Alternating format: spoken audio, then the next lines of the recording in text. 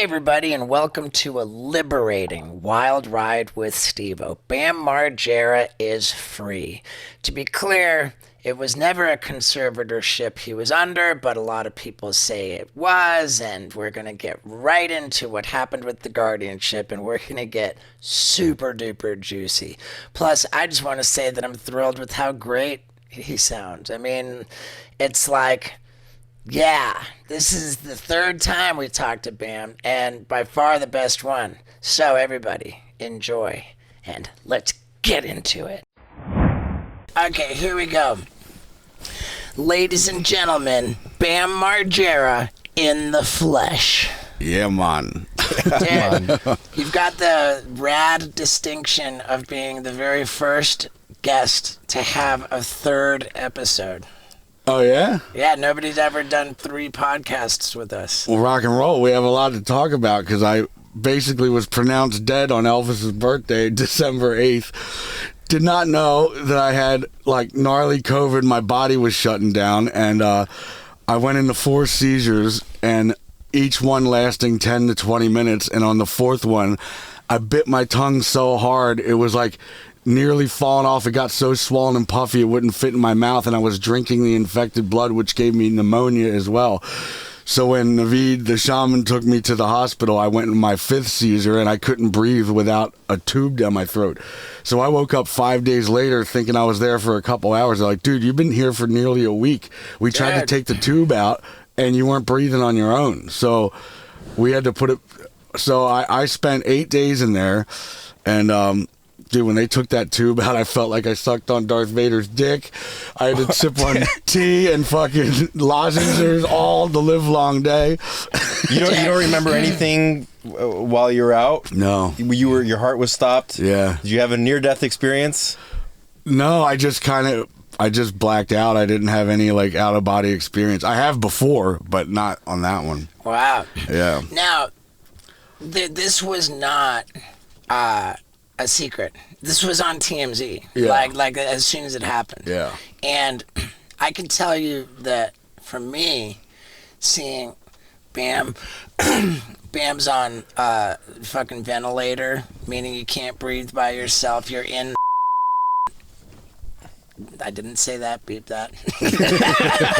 you're in the ICU, intensive care unit.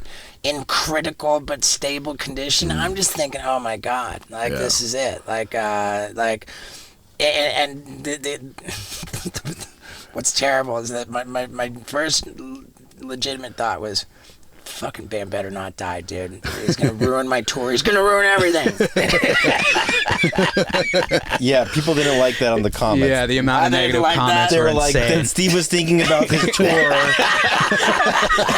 What a selfish prick. I mean, whatever, dude. But he's saying it to Bam's face, and Bam would probably be like, yeah. I mean, I would say the same thing. You know, about that so you guys really look at the comments. Oh, dude, well, just on the Zach one, because I read the first Zach podcast, and I was like, Jesus, dude, these people are going hard. And then everyone was going, so that was one of the things on the Zach one.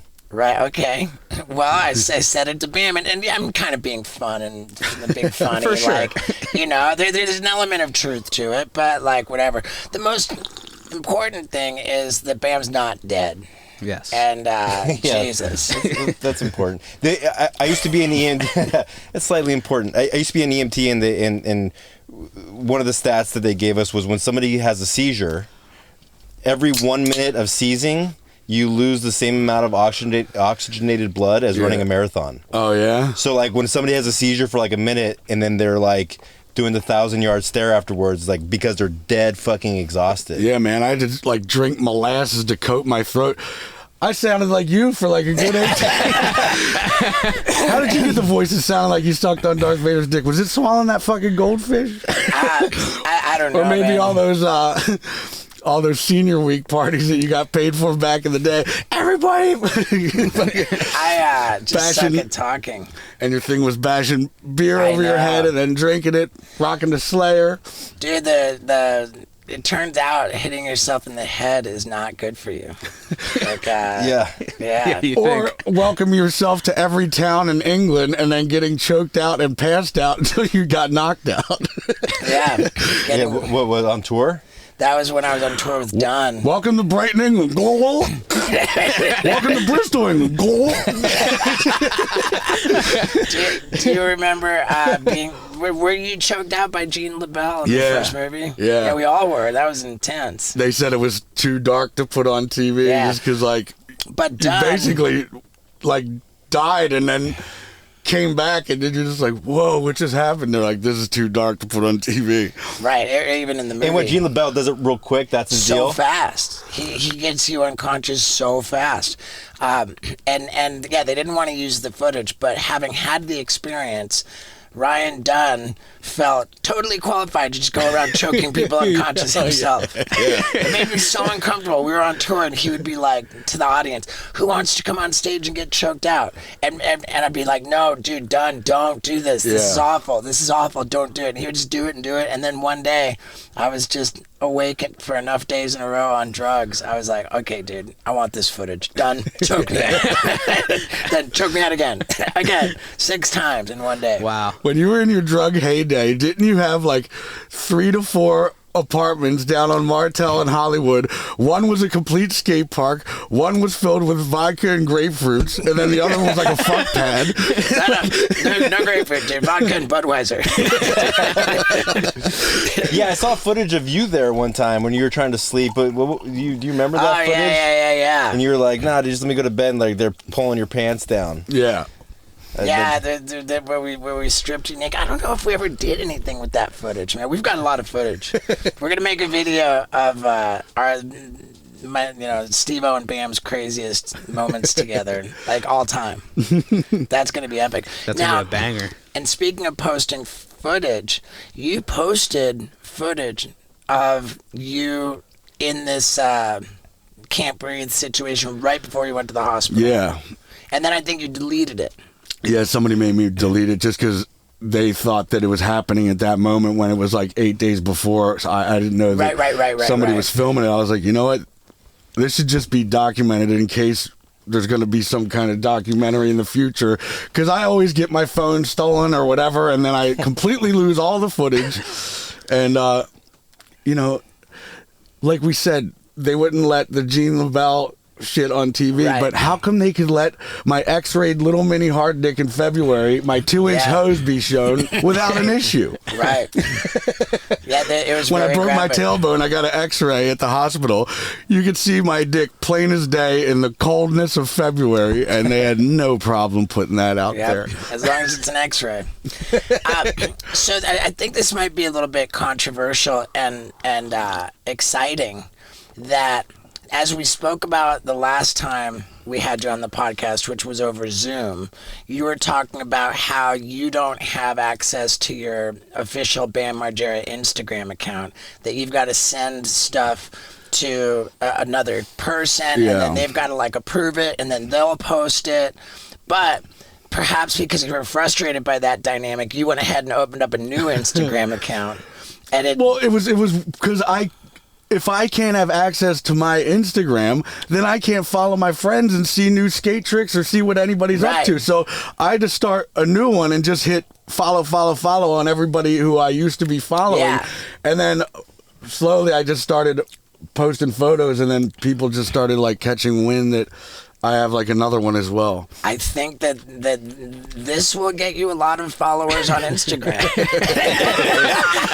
And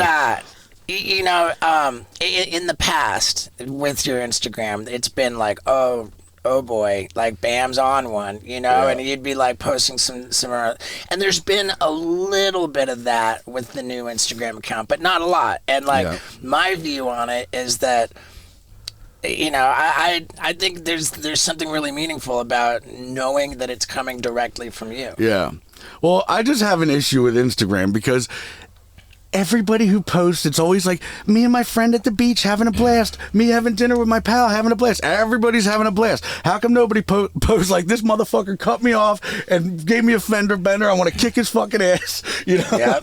Like, it's all just, everybody's just so happy all the time, and there's nothing bad at all. Yeah, I mean, a lot of people take that approach. I unapologetically take that approach because I just think it's like a tool for me to entertain people. Yeah. You know, like that's my deal. I drive all my different business, you know, initiatives by entertaining people and using that entertainment to draw attention to. So it's like kind of just work for me. Yeah. But yeah, do we want to announce what this Instagram account is? It's just called Captain Cream Stain. Except the best part of it is that it's misspelled. It says, did you not know that? What does it say? It says caption cream stain. No, it doesn't. Yeah, I swear. No, you're not kidding. It's not Captain Cream Stain? No, it's not Captain Cream It's Stain. Caption Cream Stain. Yeah, it's captain would be TAIN, but it's TIAN. Captain. Captain Cream Stain. Yeah, which is so Maybe much that's why it was even better. available. Everything's taken, everything. Yeah, wow. Dude, that is so classic. Dude, I'm really I did not enjoying. know. Man. I'm really enjoying talking to you. Like you are clearly in a good place, man. It's warming my heart. I think we can agree that a warm heart feels good, but not as good as a rock hard boner. And you know what I'm talking about, baby.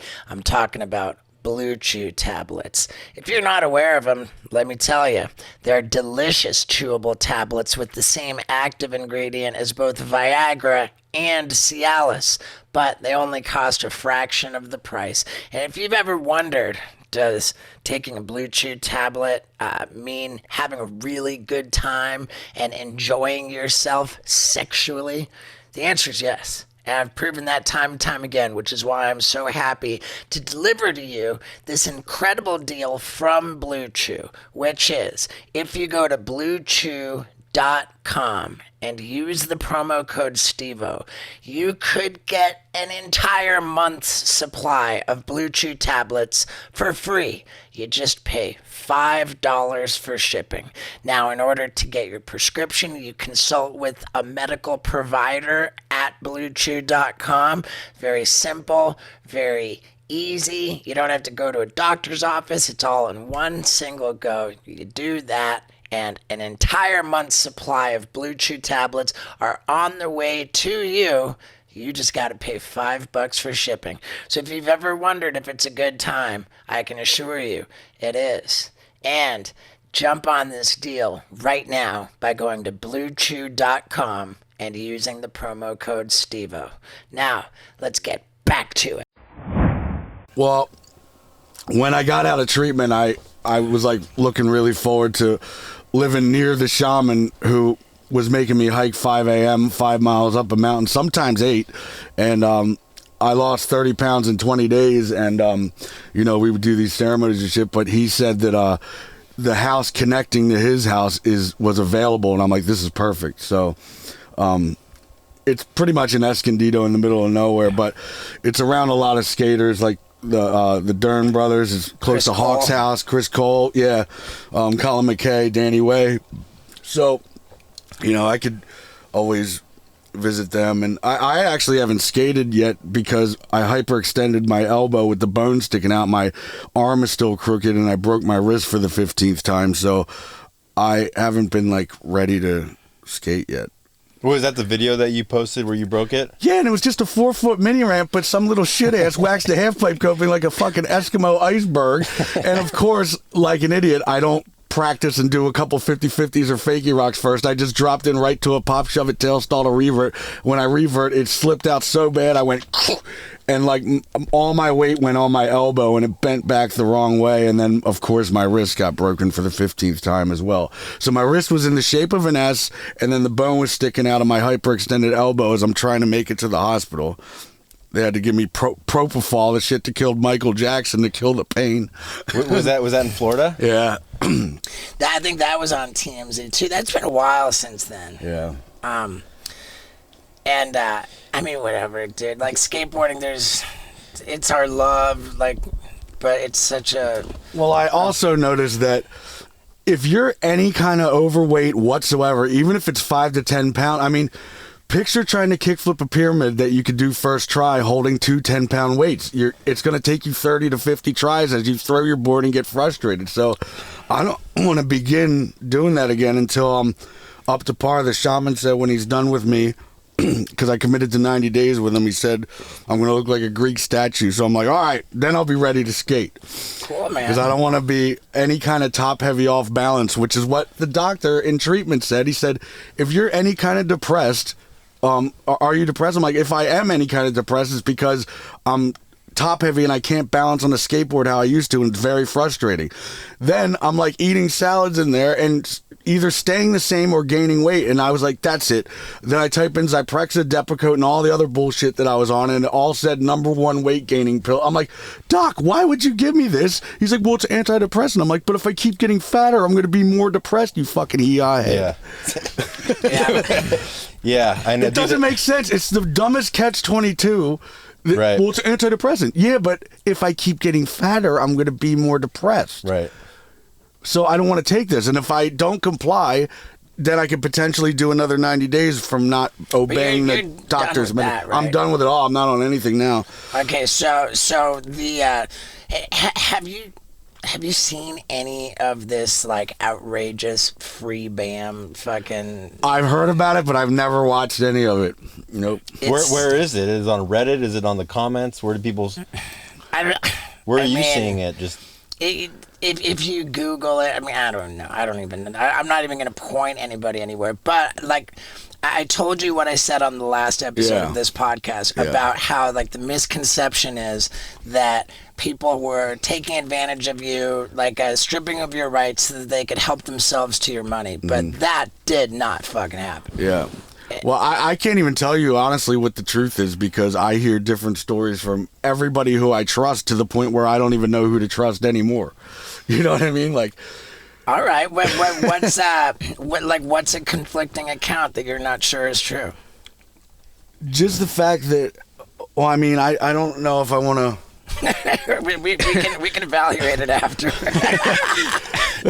we're not trying to put anything out that you're not comfortable with, but I'm just interested to know what. Well, I was already on my way to treatment in Sierra Tucson, Arizona, and I decided to have one last hurrah because it was Memorial Day, and I was with Joe DeVito and my brother, and like it's going off the chart, you know. So they're like, "All right, one last night, and then you go in." So I went in. We had one night of fun. The next morning, I got offered to go on this like fun speedboat, and I was like, "I'm doing the speedboat before I go in." They're like, "Nope, you agreed to go in the morning," and I went on the speedboat. Somebody found out and Baker acted me, which means I had to pay $150,000 more, and I tried to get out of that in Arizona, so I went to Florida.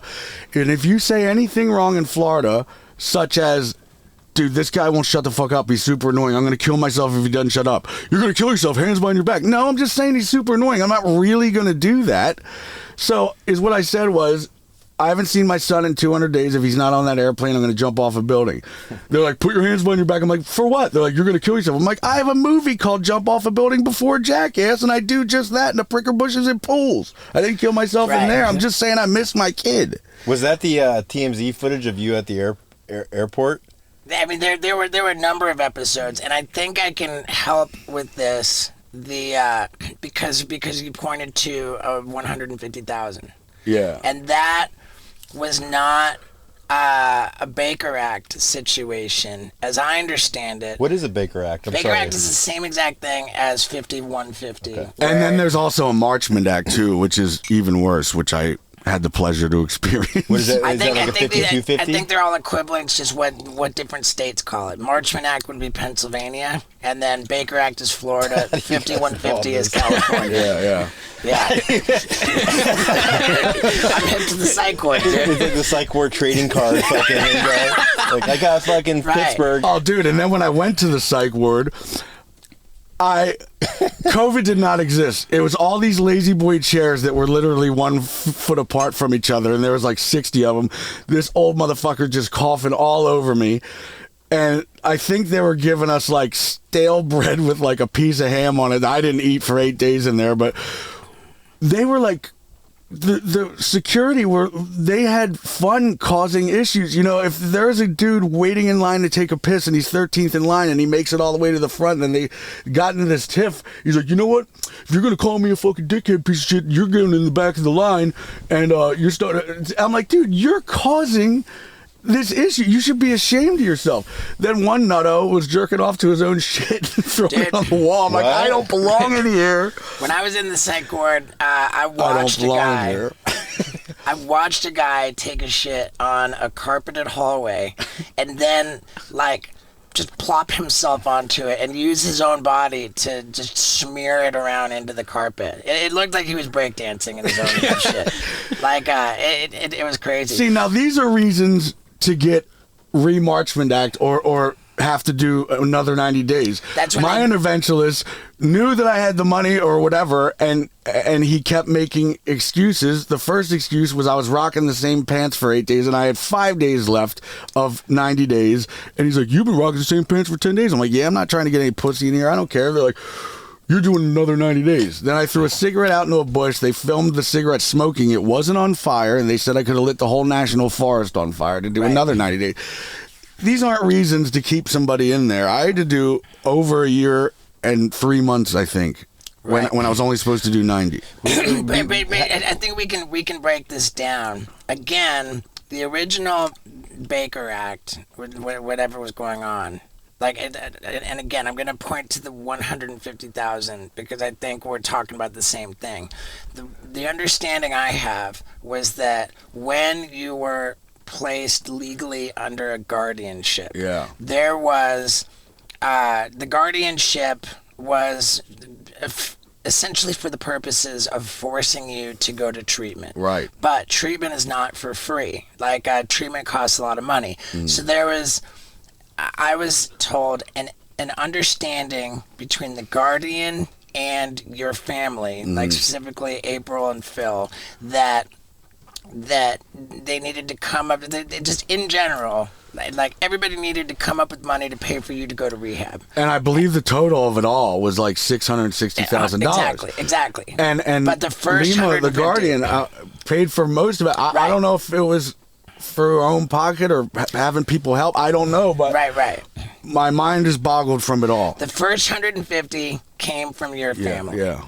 After that, the 150 was gone, and it was gone. Then the money for rehab was coming from the guardian, which is so completely opposite of what people thought was happening, where everybody was helping themselves to your money.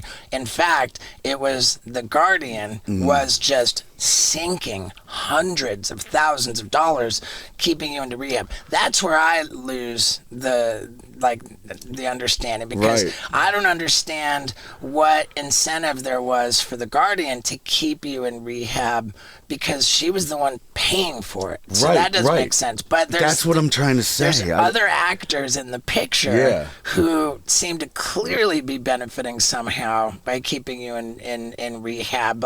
That's another 90 days because you flicked a cigarette. That's another 90 days because you're wearing the same pants. I don't know what the incentive was for those third-party actors, but clearly they weren't getting into your bank account either. So that's where I get confused. But is what also confuses me is that treatment is supposed to get you off drugs. So they're like, what's your issue? I'm like, well, my issue is alcohol and Adderall. I've been prescribed to that for 13 years. Okay, well, we're going to give you Vyvanse, propranolol, bupropion, 13 different things that make you a zombie. I'm like, I'm on more drugs in here than I was on out in the street. I remember when I got sober, man. They called me Medicine Boy in my rehab, because it looked like a bowl of cereal. It looked like Lucky Charms or some shit. Do you remember what you were on when you were in there? I remember Depakote being one of them. Me too. I was on that. Yeah. What does that do? It would make me a zombie. I would be in groups and I'd be nodding off. But then there was these side effects of let's say fat. Depakote might give you diarrhea. Now you have to take a pill to not give you diarrhea, but then the side effect of that pill is that you get headaches, and then you have to take another pill to get rid of the headache. So you're constantly just taking more and more shit to get rid of the side effects of whatever they're giving you. It's crazy. Who called you Medicine Boy? just the other in the morning, you would go in to like if you had any meds, you weren't allowed to have your own meds in rehab, so you would go into like the rehab office and like sign out like what your meds were. And so there would be like a line of people getting ready to take their meds, and the people in the line would see what I was taking in the morning, and they would be like, holy God, medicine boy. How do you know, like, it was like a meal of, I don't get it. You want breakfast? Like, no, I'm full, and dude, I put on all kinds of weight. Was it a long process getting off of all that? You know what? Like, you're supposed to really pay attention to, like, weaning off. Like, Yeah. it was a combination of, like, legitimately just forgetting to take my meds. Once I got out of rehab and I was in sober living, then I took possession of all the meds, and it was me having to remember. And sometimes I wouldn't remember. Plus, I didn't fucking want to be on these For meds. sure. And when you're in there, you could slowly watch your friends or new people come in over time, them slowly or quickly gain weight. I had a roommate named Big Ben, and he was like over 500 pounds. And I was like, so how'd you get that way? Well, he's like, well, I've been here for over a year, and I came in at only like 310. I'm like, so you gained nearly 200 pounds in here? Motherfucker died in his sleep from a heart attack. Oh, really? While you were there? Yeah, he would just sleep all day, not make it to class, and then when he would wake up, he would smoke a bunch of cigarettes and then just eat like a full-blown, you know those Cracker Barrel like cheese bricks? Oh, He would yeah. just put that on like a hoagie roll and melt it in the fucking microwave and just house that son of a bitch. I'm like, dude, you're so unhealthy. Yeah. But yeah, everybody in there, they all like just slowly gain weight. It's like, damn, I remember when you were here fucking 3 months ago, you were not 20 pounds heavier. Right. Hey man, you don't have to be in rehab for your weight to fluctuate. Mine goes up and down all the time, and so does my health. But one thing that helps me really keep consistent is AG1 from Athletic Greens. AG1 is the most comprehensive, convenient nutrition supplement you can get. It's everything you need. Plus, it's totally delicious. And the reason why it's so good is because it's loaded with 75 different vitamins, minerals, whole food sourced superfoods, probiotics, adaptogens. I mean, the amount of awesome good stuff that they pile into this delicious powder, which you mix in with a pint of water in the morning, it fills in all of the gaps in your diet. It's totally delicious. And it helps with your gut health, your cognitive health, all of these great things on top of all of the nutrition you need. I'm telling you. AG1 from Athletic Greens is what I stand by. It's the most healthy part of my life, arguably. And if you go to athleticgreens.com/Stevo, they're going to give you 5 travel packs with the comprehensive, convenient daily nutrition I'm talking about, and a full year's supply of immune-boosting vitamin D. With your first order, that is if you go to athleticgreens.com/Stevo. Again, I swear by it. It's delicious. It makes me feel good about my diet, no matter how bad my diet might be. So jump on that deal, athleticgreens.com/Stevo, and let's get back to it. You know, so But, I mean, I don't even know if I benefited or not. I do know that I was bouncing around rehabs and psych wards for 6 months, and then I went into just like a halfway house sober living. And that was the 6-month mark, and I just forgot to take meds. I didn't want to take meds. I just stopped cold turkey, and I got away with it. Did you have any side effects from that?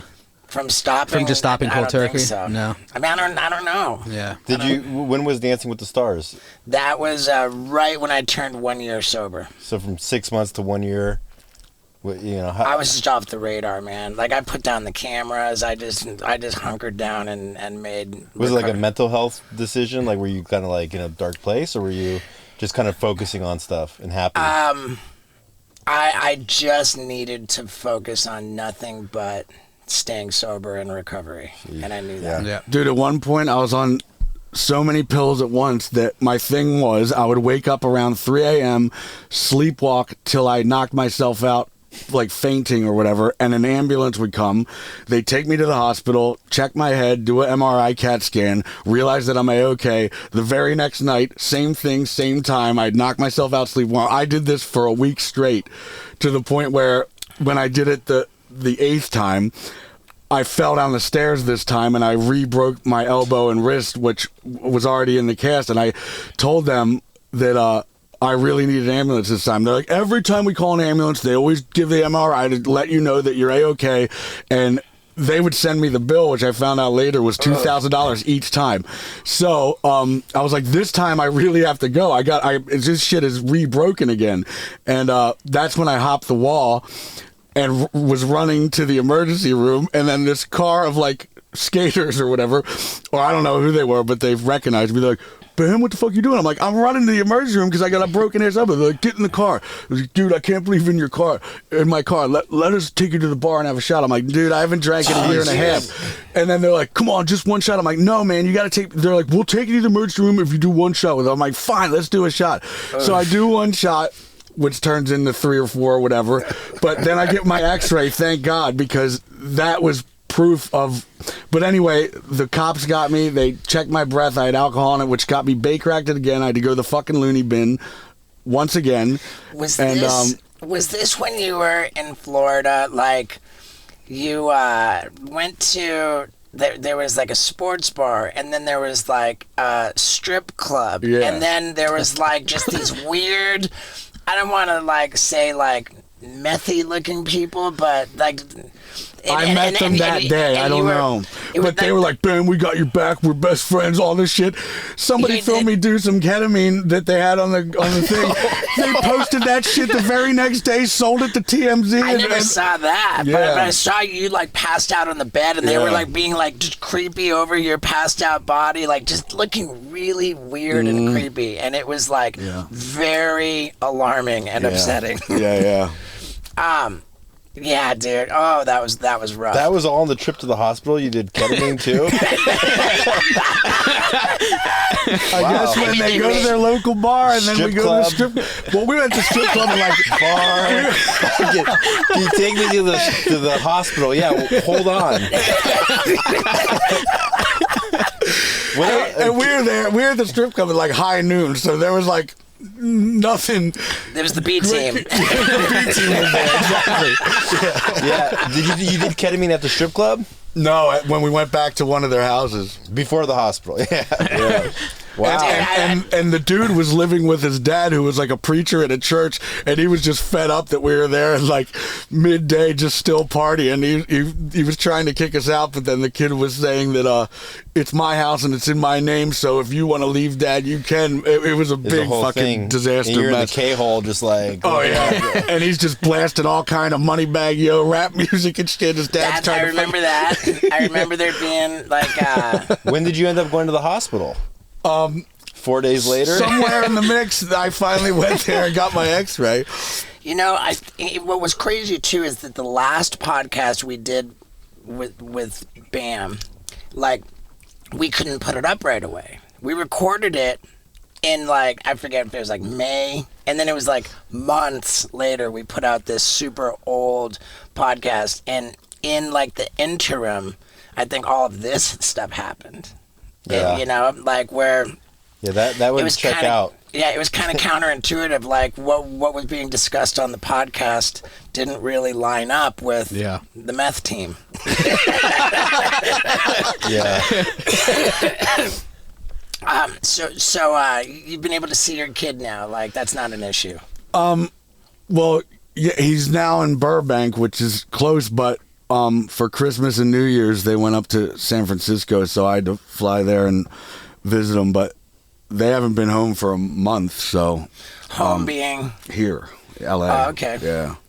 And I'm in Escondido, so it's like a 2-hour drive, but hopefully they'll be back soon. I still have all of his Christmas presents. I got a Bentley car and a blue Lamborghini car for him to drive, and all this stuff I couldn't fit on the airplane, so it's...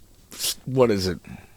whatever date it is. I haven't been It's able still to pretty deliver close. his Christmas presents yet. It's still the holidays, dude. We're good. Yeah. How old is your son? He's 5 on Christmas. So, Damn, yeah. 5. Wow. Yeah. So he's like, when is your first memory? He's like 6, right? Mine was way before that. Yeah, mine was like 3 or 4. Yeah, I think I remember like seeing snow for the first time when I was like 2. Yeah. Wow. Okay, maybe like I vaguely remember 4 or 5, but I remember I used to hold my breath until I passed out, and I said that. you too. And my mom was like, "That's crazy. You remember that because you were like 2 or 3." Trying to get high before you I get was any trying to drugs. get high. My gateway drug is oxygen. Starting young. Yeah.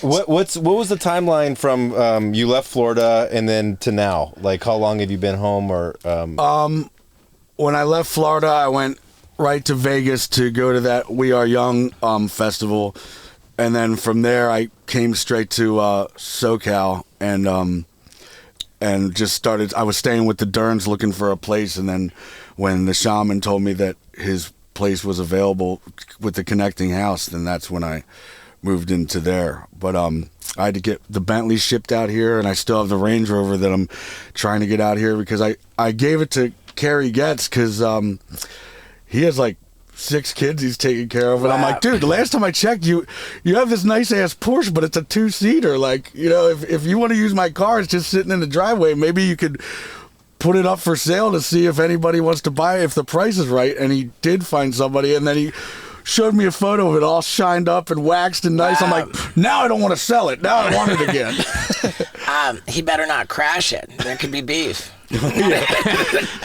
How's your relationship with Novak these days? It's good. Good. Yeah. That makes me really happy. Yeah.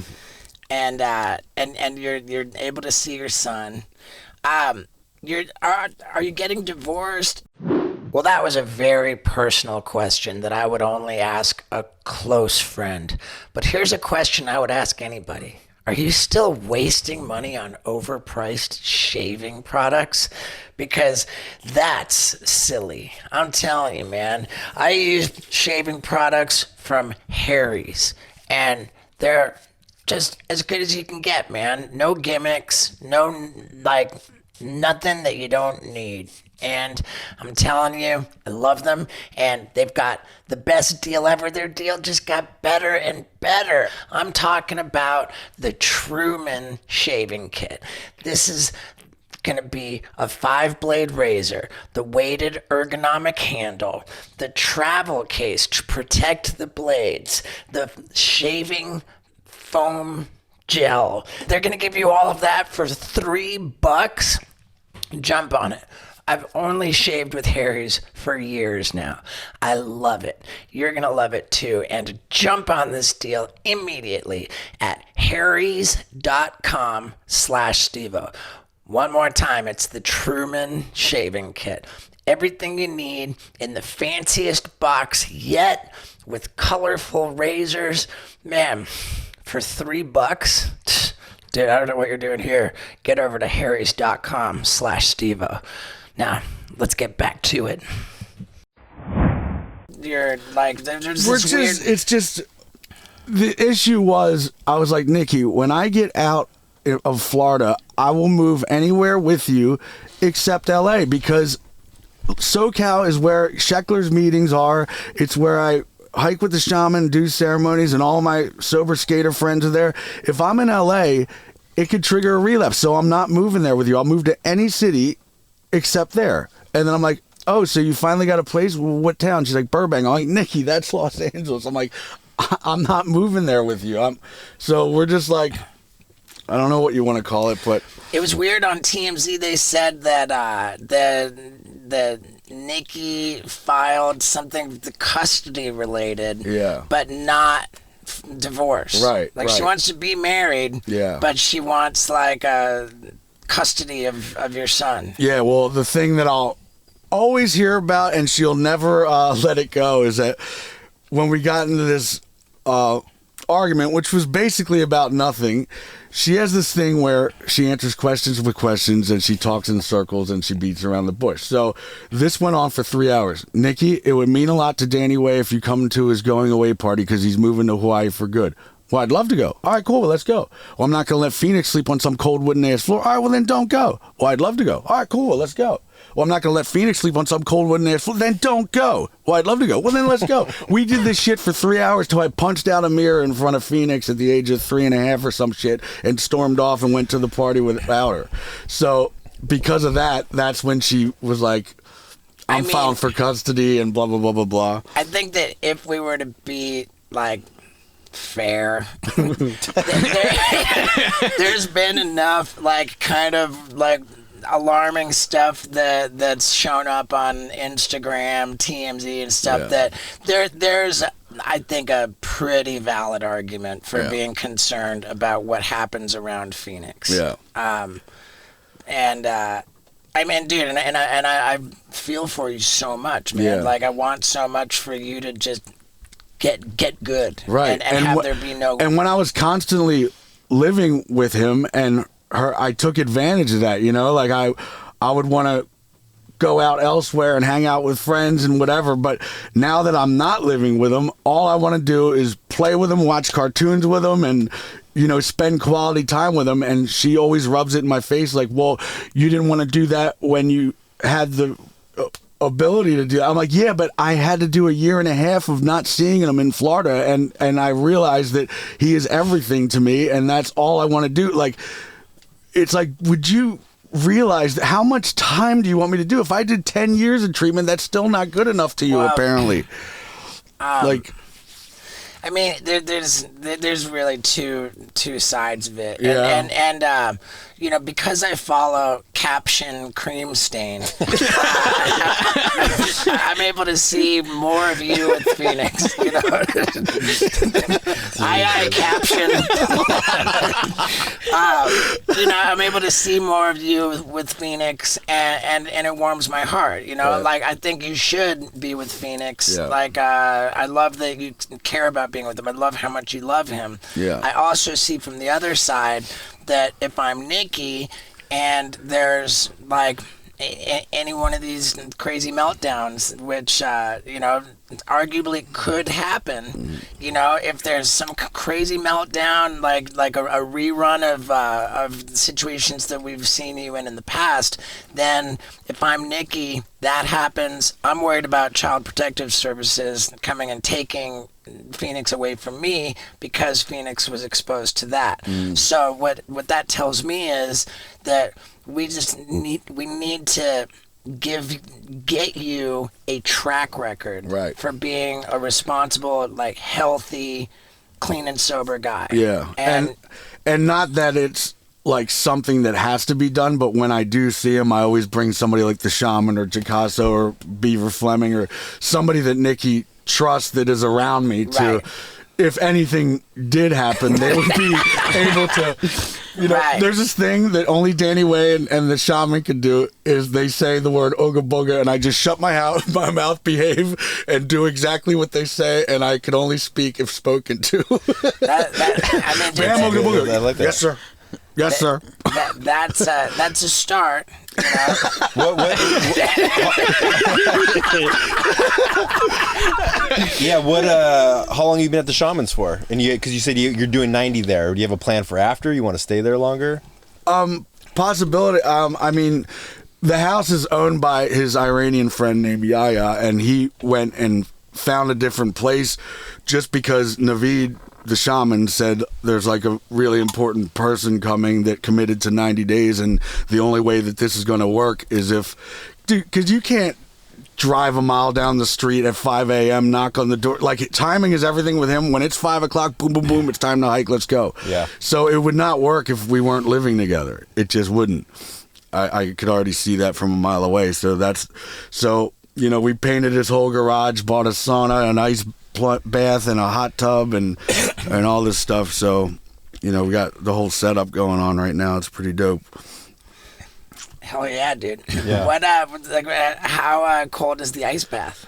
Well, we just got it all, and he's now building like a frame around it, like a wooden frame. But Scott does that Yeah, every I bought day. that. Yeah. Oh, really? Yeah, I just bought a sauna, yeah. an ice bath, and a jacuzzi. So the only thing we've done so far is the jacuzzi and sauna. The ice bath is still getting Dude, built. it's the best sleep probably I've ever had in the my best. life. Oh yeah, but man, it's hard to get the fuck in It's there. hard to get. You just got to get in there. Mine goes to 33 degrees, and so like you get in there, but I can do like 2.5 minutes. Yeah. But I'm trying to get Steve in there. Dude, I'm scared, man. It's the best, dude. It's like a natural high. Naveed will take me to sometimes when we don't hike, if my legs are too sore, we'll go right to Encinitas at 5 a.m. when it's like still dark out. And he just gets right in the water and chills in there for like 20 to 30 minutes. I go in for like a second. I'm like, all right, I'm wet. And then I run back out. I'm like, how do you have the tolerance to do that? How much longer do you have in the shamans? Probably about 70 more days or something like that. 70. Yeah. Cool. Are you going to be able to like break out for a week and come on tour? Yeah, I'm sure if it's a week, I could do that. I just know that when I was in the hospital for 8 days, he's like, dude, we got to get you like seriously healthy. You need to like sign a contract with me that you're going to commit to it. I'm like, yeah, all right. So I back that. Yeah. So Naveed came up with a wellness agreement? Yeah. Well, one that actually is one that I'm not set up to fail. Right. Yeah, are you going to be able to dip out for a day and do like an autograph signing with Steve? Yeah, 100%. That'd be cool. I mean, we'll be able to do that down south, so. Yeah. Yeah. I mean, dude, I love it, man, and I'm rooting for you so much, dude. I mean, there's always good seeing you come by the warehouse, dude. Like, Yeah. we like having you down south. Yeah. Yeah. I like just the whole SoCal vibe. You know, there's so many people always up to something. I've been hanging out with your buddy Zeke. The only one that could do a kickflip on a surfboard, by the way. That's Finger flip. Oh, is it finger flip? Yeah. He does like Superman finger flips. There are people who do kick flips on surfboards, but I don't know that Zeke does that. He does finger flip. He's so rad, dude. I can't even stand up on a surfboard. I've tried over a dozen times You now. know what it is? I can't paddle hard enough, and I always get skipped by the wave or get pounded by it, and I'm never in the right spot. Dude, I used to surf all the time, and then there was like a 6-year period where I couldn't stand up, and it was my belly. And then all of a sudden I dropped like 30 pounds, and we were at the wave pool in Waco, and I was getting up on every wave. I'm like, I just couldn't stand up with my belly. Yeah. Yeah. And if I'm in the water for too long, even with the wetsuit on, my fingers cramp up. Was it carpal tunnel or something? I don't know what it is, but they cramp up, and I can't move them, and it gets really painful. Yeah, fuck. It's just cold water. Yeah. It's just cold. So yeah, we've got tour dates coming up. Well, you better act quick because. Oh, dude, we're gonna surf this river in Bend. Oregon, Bend, Oregon. Oh, that yeah? might be fun. That's dude, where I'm stoked. We were supposed to try to You're bring gonna you on surf tour. it? Yeah, it's like Because I kayaked down one. It was gnarly but fun. I did it with Steve Fisher, the pro. That was right before we were going off the 101 foot waterfall, Malaco Falls. You did that? Oh yeah, it was terrifying. The 101 foot? Yeah. Dude, Yep. I'll be super stoked. I think it'll be really like just healthy. Yeah. Like to come out to we'll get you some stage time and really work on your act. Yeah. I think that like I can't write your comedy for you, but I really think you should frame start by kind of giving some context, like who you are, like, Right. and if you say, hey, everybody, I'm Bam Margera. I'm the Britney Spears of Jackass. Like, I just think that, I just think that that's kind of fucking hilarious. Like, people, and just get into it, like, I think that for your comedy, it makes sense to dive right into the juicy shit. Yeah. I think that by like owning up like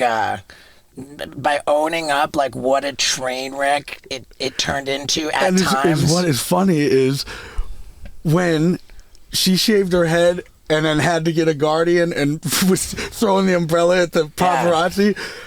I had an artist at my house saying, I'll paint you whatever on your garage door or in your skate park. I'm like, I want Britney Spears at her worst moment with the shaved head and the umbrella. So he painted this big, massive thing in the skate park of that. only to find out that what comes around goes around, and karma bit me straight in the ass because the same fucking thing happened to me with the Guardian and everything. And I'm like, man. Yeah, talk about your trip to the hospital. That's, you know. Well, I mean, which one? There's many of them. Right. The one where you did ketamine before you went. Yeah, well, I mean, dude, the psych ward, I visited you. We went to when you were in the psych ward. Yep. And I've been to the overwhelming majority of the rehabs that you were in to visit you there, too. And I've been to some, like, fancy ones and some, like, gnarly ones with some nutto people.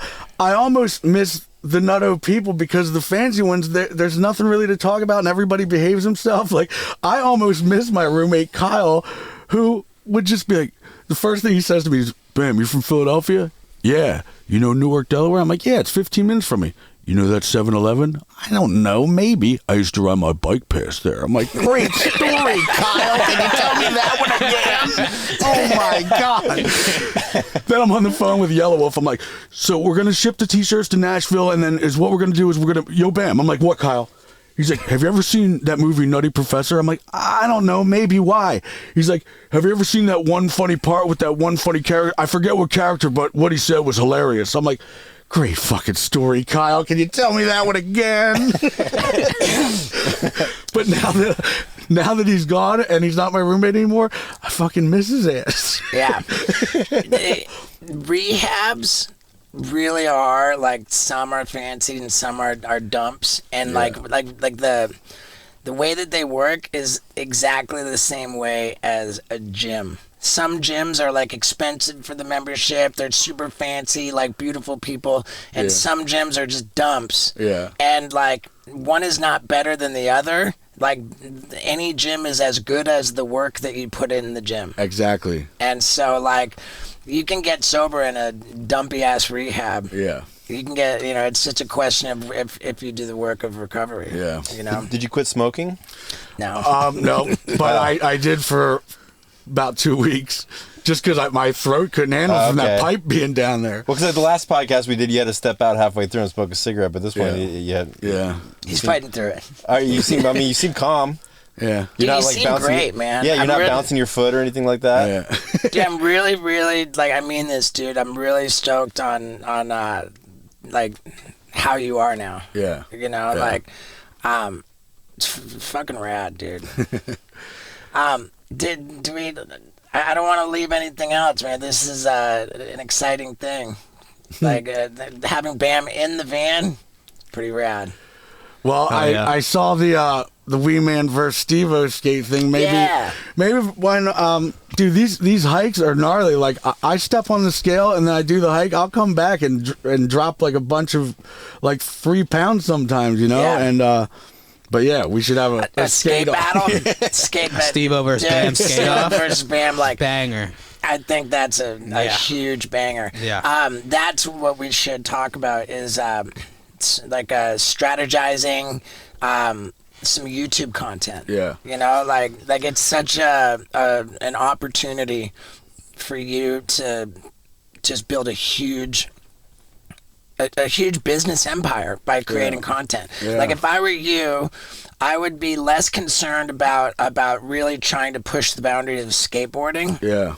And more concerned about developing the art of storytelling. Yeah. You know, and really letting your audience, your fan base, sort of join you on your journey of where you're actually at. Yeah. You know? And like when I was living in Estonia for a year, I didn't skate one bit, and then it got so dark in the wintertime, the sun comes up from about maybe 10 a.m. and then gets dark at around 2, and it's always dark, and sometimes I would sleep through the daytime. I was so depressed. I'm like, I'm going straight to Barcelona. I'm living with Winkle, and I'm going to start skating again. And when I was skating every day, I learned every trick back, and I was starting to learn new shit, but always is what happens is I twist my ankle or some shit, and then I'm out again, and then I have to relearn everything. It's so frustrating. I was at the level of, like, I've learned all my tricks back. I'm on point. I'm on balance. Now I can start to learn new shit again. Sure enough, I twist my ankle, and then that's that. I would urge you to be very careful about tying your your happiness, your self-esteem, like your mental health to your ability to skateboard. Yeah. Because being realistic, like, dude, we're old. Oh, dude, and slamming hard. I was just at the barracks yesterday. Right. This motherfucker slammed so hard. He missed his whole board on the 12-stair rail. His feet landed on the rail, and he just went right to his face and chest. I would have been like, dude, I would have been out for a month from that. He just sat there for a minute like, oh, and then he got back up and started trying it again. I'm like, dude, if that was me, I would have been out for like Tony Hawk. He ripped his his femur. Yeah, He snapped his he's been in a cane for months now. Yeah, he just had rehab surgery. But yeah, skateboarding's a young man's game. Yeah, and let's look at how much more you are than a skateboarder. Yeah. You're way more than a skateboarder. Like, you are a musician, dude. I cannot say enough about how epic your Eavesdroppers album was. Like, that I love it so much. Thanks. And you have an absolute music career. There's no question about that. You're a movie director. You're a music video director. Like, when Jackass started, I was so just jealous of you. I was like, man, Bam has this charisma. He's got this personality that he can make a video. He can make...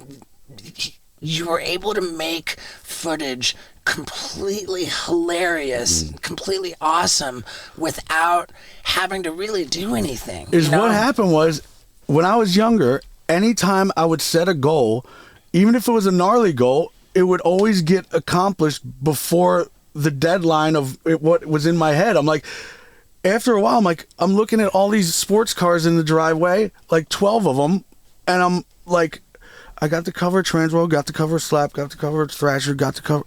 I have no more fucking goals. Wow. I'm just going to go to the college town in Westchester and just party my ass off. Until I just stopped caring. I got a tattoo called Professional Pilot Shit on my hand. And for a little while, my goal was for me to black out and have my friends tell me what I did that day. All right. And I thought it was funny until I was editing myself, thinking that I'm getting gold. I'm like, oh, I got gold last night. Yeah, I can't wait to edit it. I'm like, oh my God, I just told this dude the same story 4 times, and he's so fed up with it. Yo, did I ever tell you the time when... Yeah, you did 3 times already, Ben. Well, let me tell you it again. Like, this is not gold footage. I need to stop.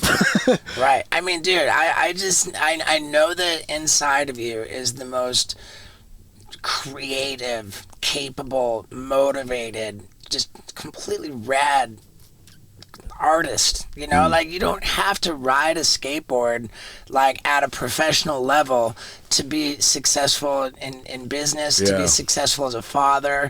Like, both of us have decades of footage of stories to tell, of videos to make. And I just really, and dude, anything that I can do to help you to produce content, to just find like a rhythm in the way forward where you can be thriving.